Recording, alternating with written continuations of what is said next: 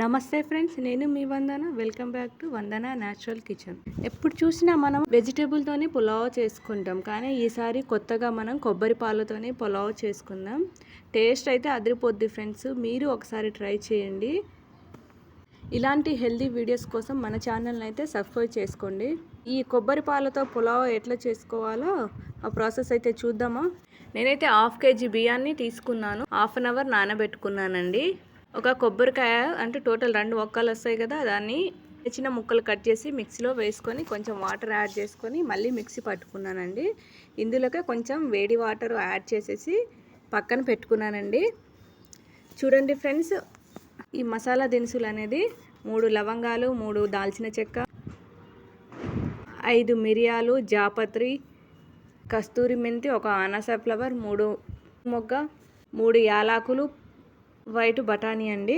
కోసం 1 టమాటా, 5 మిరపకాయలు, 1 ఆనియన్, కరివేపాకు కట్ చేసి తీసుకున్నానండి.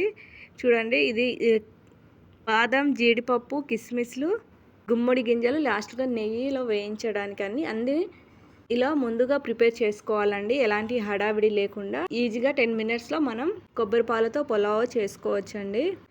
స్టవ్ పైన ప్యాన్ పెట్టేసి 3 స్పూన్ల ఆయిల్ వేసేసి 2 బిర్యానీ ఆకులు వేసుకున్నానండి.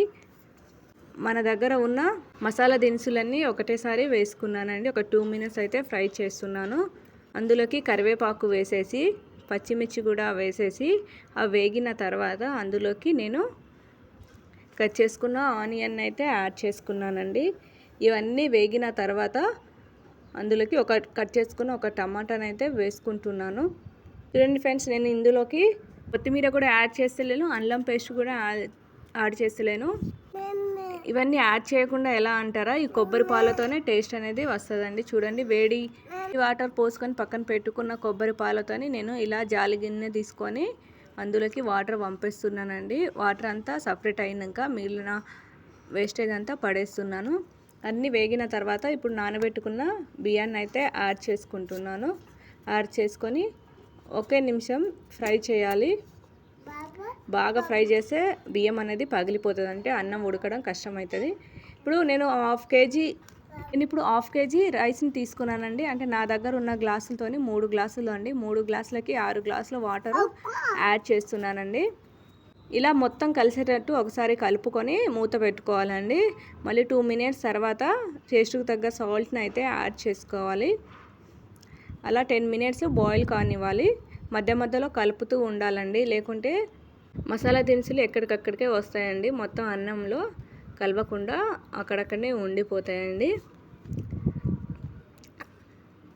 అన్నం మొత్తం ఇలా ఉడికిన తర్వాత కొంచెం వాటర్ ఉన్నప్పుడు మనమైతే ఇంకో స్టవ్ పైన సిమ్లోనైతే దీన్ని పెట్టేసుకొని లో సిమ్లో పెట్టుకొని ఇంకో స్టవ్ పైన ప్యాన్ తీసుకొని అందులో 2 స్పూను నెయ్యిని అయితే యాడ్ చేస్తున్నానండి.